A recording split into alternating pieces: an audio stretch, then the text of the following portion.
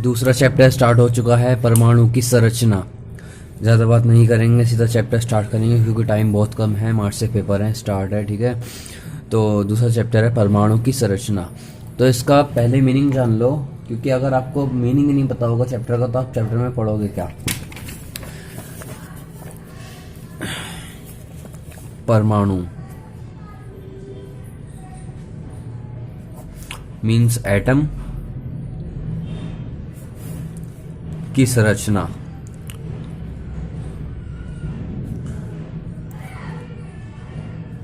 Structure means संरचना, मतलब यही है, एटम के बारे में पढ़ेंगे, एटम की संरचना कैसी होती है और स्ट्रक्चर कैसा होता है उसका, ठीक है। सब कुछ एटम के बारे में पढ़ना है इस चैप्टर में, ठीक है। तो आ जाओ शुरू करते हैं। शुरू पहला टॉपिक है बोर मॉडल। पहले बता दो 30% सिलेबस करके अकॉर्डिंग है सारे टॉपिक्स। तो देख लो, जो जो मेन है वो मैं बताऊंगा, जो मेन नहीं है वो नहीं बताऊंगा, मतलब बताऊंगा कि वो मेन नहीं है कि नहीं है। बोर मॉडल और इसकी सीमाएं। बोर मॉडल है, बुक से पढ़ लो, अच्छा है, 2-3 लाइन है, बस समझ लो कि क्या कहना चाह रहा है वो, ठीक है, इतना मेन नहीं है। कोष की अवधारणा। अवधारणा से हमारा मतलब है उसके बारे में, चीज़ को बताओ कि मतलब वो चीज़ क्या है। अवधारणा किसी चीज़ को बताना, ठीक है, वो बताएंगे। कोश और कुपोष क्या होते हैं। द्रव्य प्रकाश की द्वैत प्रकृति, ये भी बुक से पढ़ो क्योंकि छोटा सा पॉइंट है, आ जाता कभी कभी पेपर में, पिछली बार नहीं आया, मतलब जब भी हाफिल्ड गए नहीं आया। दे ब्रोगली संबंध। हाइजेनबर्ग का निश्चयता सिद्धांत। ये जो है ना, ये और ये आपस में मतलब कुछ इनमें वो है समानता मीनिंग, तो इसलिए मैंने ये नहीं करा। तो हाइजेनबर्ग की अनिश्चय सिद्धांत। कक्षकों की अवधारणा, कक्षकों को भी बताना कि क्या होते हैं। क्वांटम संख्या, स्पीडी, कक्षकों की आकृतियाँ, कक्षकों में इलेक्ट्रॉन भरने के नियम का अफबाऊ नियम, पाउली अपवर्जन नियम, हुंड का नियम, परमाणुओं का इलेक्ट्रॉनिक विन्यास, अर्धभरित और पूर्णभरित कक्षकों का स्थायित्व। उससे पहले कुछ महत्वपूर्ण बातें जान लेते हैं। ये जो टॉपिक्स हैं, ये तो टॉपिक्स हैं ही, लेकिन मैं इनके अकॉर्डिंग नहीं बनाए, मैं मतलब नोट्स इनके अकॉर्डिंग ही है, लेकिन आगे पीछे हैं, ठीक है। तो उससे पहले इस चैप्टर में जो मेन चीज़ें हैं वो जान लो, मतलब जो जानकारी होनी चाहिए। प्रकाश विद्युत प्रभाव क्या होता है। जब किसी धातु पर प्रकाश डाला जाता है, उपयुक्त आवृत्ति कह लो या प्रकाश कह लो, प्रकाश डाला जाता है तो उस धातु के इलेक्ट्रॉन्स उत्तेजित होकर धातु से बाहर निकल जाते हैं, इसे ही प्रकाश विद्युत प्रभाव कहते हैं। ज़्यादा कुछ नहीं है। विद्युत चुंबकीय विकिरण। मैक्सवेल ने सन 1870 में यह संकल्पना रखी कि जब विद्युत आवेशित कणों को जब त्वरित किया जाता है तो एकांतर विद्युत चुंबकीय क्षेत्र उत्पन्न हो जाते हैं जो कि सदैव एक दूसरे के लंबवत रहते हैं, तथा यह क्षेत्र विद्युत चुंबकीय तरंगों के रूप में संचरित होते हैं, जिन्हें विद्युत चुंबकीय तरंग अथवा विद्युत चुंबकीय विकिरण कहते हैं, ठीक है, समझ में आ गया। जैसे कि हम जानते हैं, अब यह है यहाँ से मेन चीज स्टार्ट।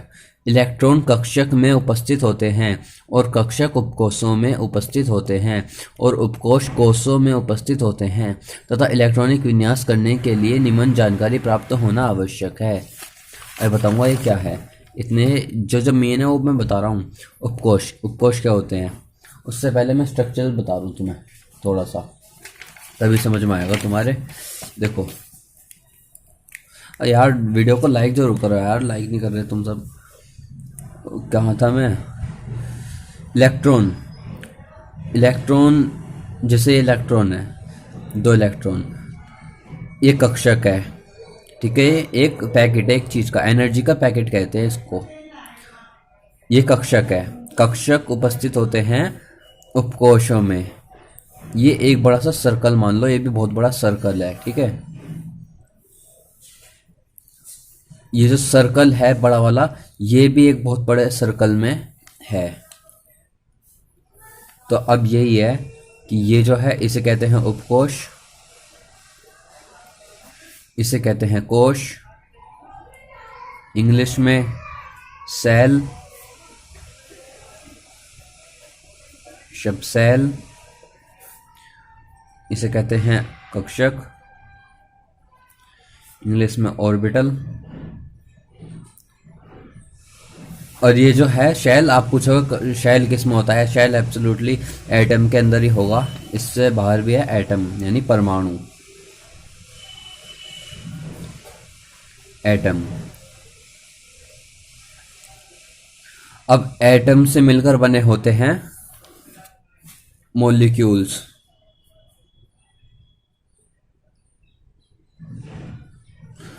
मॉलिक्यूल्स यानी अणु।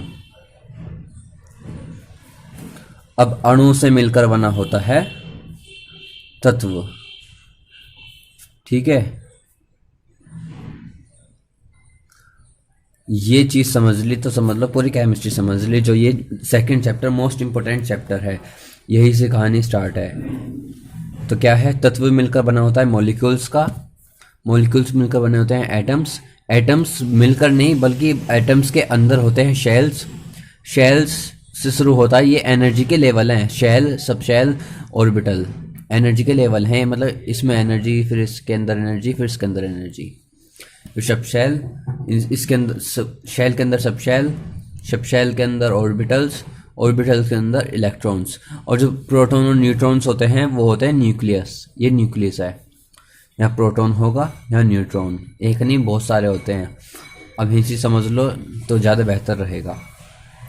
शेल्स को K L M N O P Q R S T, number 1 2 3 4 5, मतलब इन्हें नंबर से करते हैं। जो सबसे पास का शेल है उसे 1 K L M N O P Q और ऐसे आगे चलते हैं, खासकर ओ तक, बस इससे आगे नहीं है अभी तक। तो हैं लेकिन अभी नहीं दिखाते, तो इन्हें नंबर से, ठीक है। और सब सेल होते हैं एस पी डी एफ, ऐसे ही इन्हें कहते हैं 1 2 3 4, ठीक है। अब जान लो कि ये जो सब सेल है इसके अंदर सिर्फ एक ही ऑर्बिटल होता है, ठीक है, ऑर्बिटल।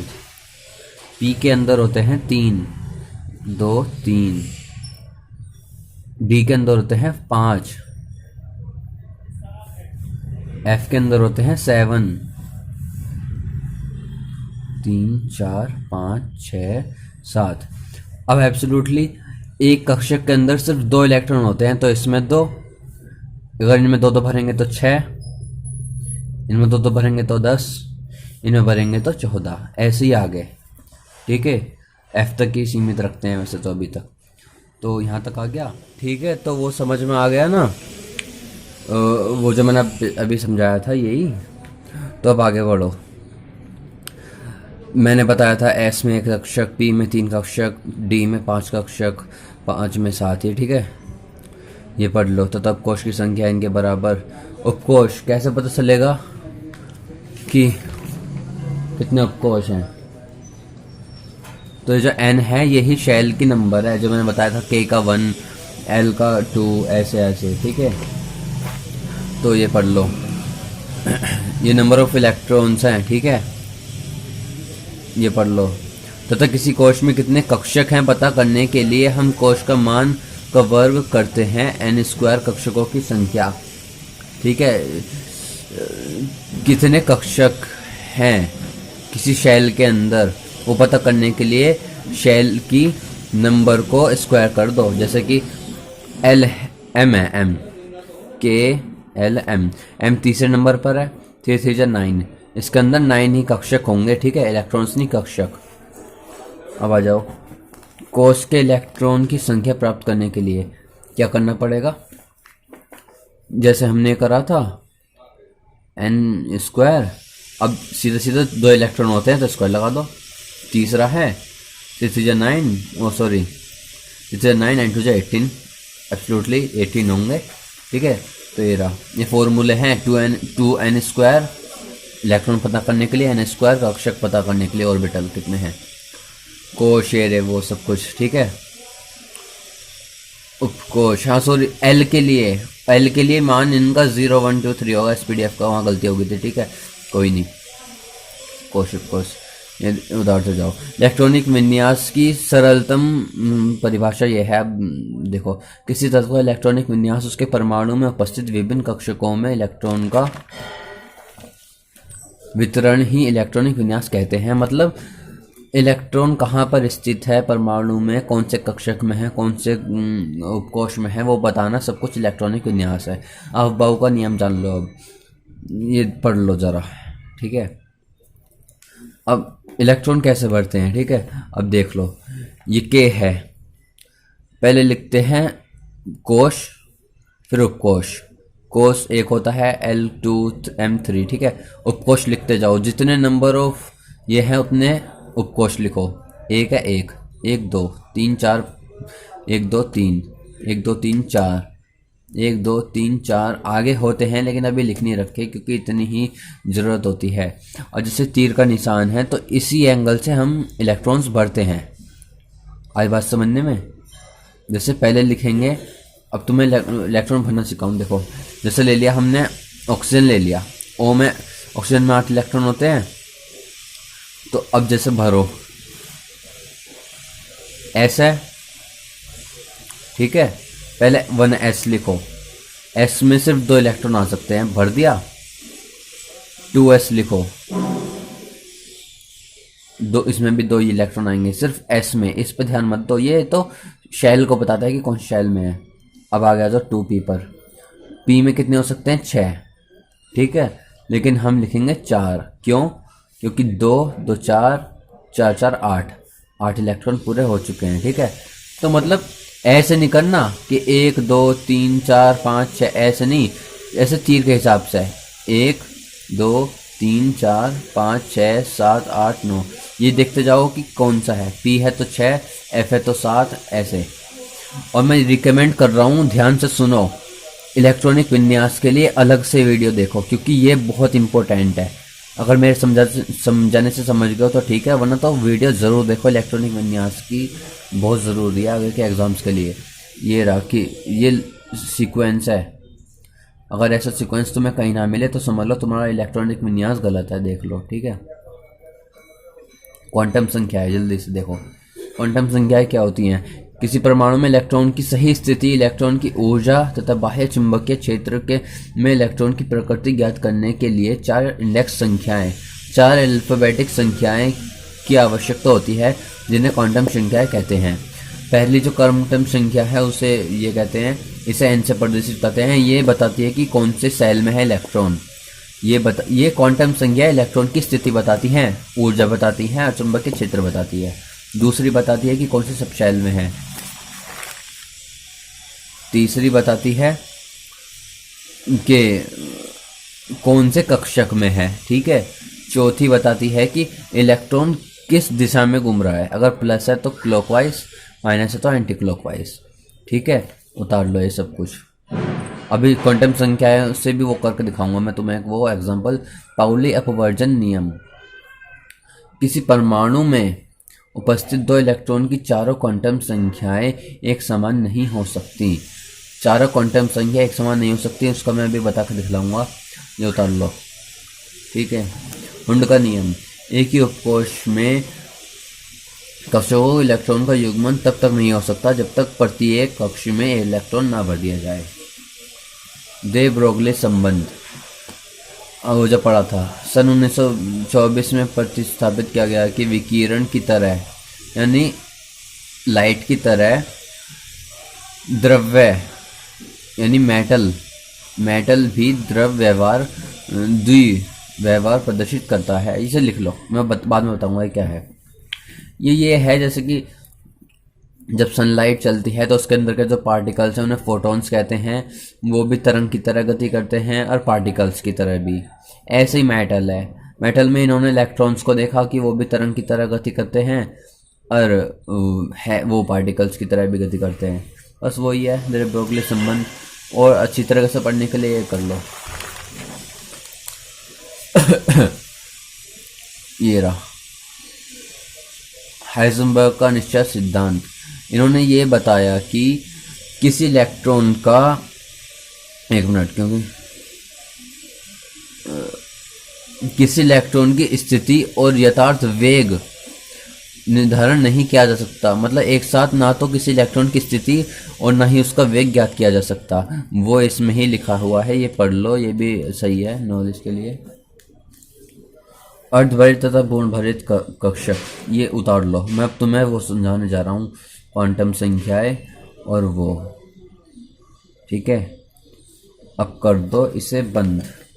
अब जैसे मान लो O ऑक्सीजन को ही ले लो। अब इन्हें मैं बना कर दिखला रहा हूँ। जैसे 1 स्क्वायर है, ऐसे तो एक ही बनेगा। एक के अंदर 2 इलेक्ट्रॉन को ऐसे प्रदर्शित करते हैं, पहला तो ऊपर को, दूसरा नीचे को, ठीक है।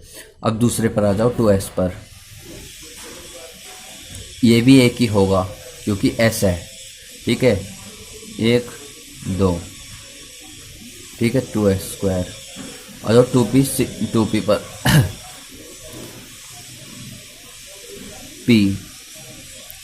p है तो 3 कक्षक आएंगे, मैंने जब भी बता दिया था। अब ये है 1 2 3 4। अब तुम मुझसे नहीं पूछोगे तुमने 1 2 3 4 कर क्यों नहीं भरा, वही तो नियम है उसका। इसका कहाँ गया वो नियम? हुंड का नियम यही तो कहता है, पहले प्रत्येक कक्ष में एक एक इलेक्ट्रॉन होना चाहिए। जैसे कि ये है, पहले 1 भरा, फिर 2, फिर 3, फिर 4, फिर 5, फिर 6, फिर 7। आई बात समझने में? एक एक इलेक्ट्रॉन होना जरूरी है, तो इसलिए पहले यहाँ पर तो इसे ऐसा कर देंगे, इसे ऐसा कर देंगे, इसे ऐसा कर देंगे, और इसे नीचे की साइड, ठीक है। अब देखो ये बात समझ में आ गई, हुंड का नियम समझ में आ गया। पाउली का नियम कहता है कि चारों क्वांटम संख्या एक जैसी नहीं हो सकती। अब जैसा कि देख लो, क्वांटम संख्या, पहली क्वांटम संख्या क्या बताती है? हम जैसे इसका वो निकालना, हमें इसकी क्वांटम संख्या निकालनी है इस वाले की, ठीक है।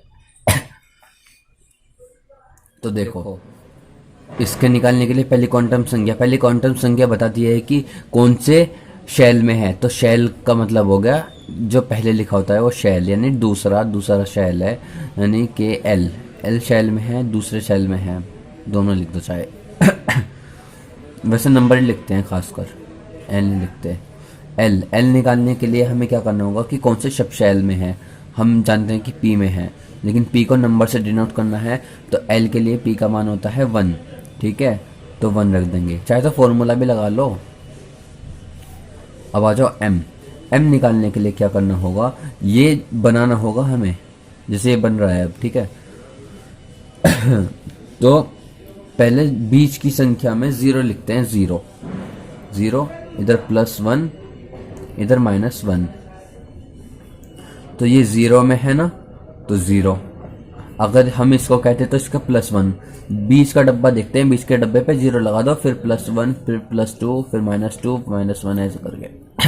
एस का मतलब होता है लास्ट क्वांटम संख्या का स्पिन, कि किस दिशा में है इलेक्ट्रॉन, किस दिशा में घूम रहा है। तो ये जो चोंच बनाई है ना मैंने, ये यही बताती है कि ये क्लॉकवाइज घूम रहा है, यानी प्लस में।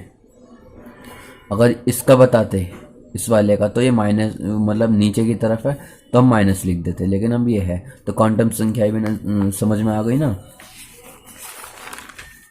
तो बस यही है इस चैप्टर में, ज़्यादा कुछ नहीं है। अगर कोई क्वेश्चन हो, कोई क्वेरी हो, कुछ और पूछना हो वीडियो में, तो बता देना, ठीक है गाइस।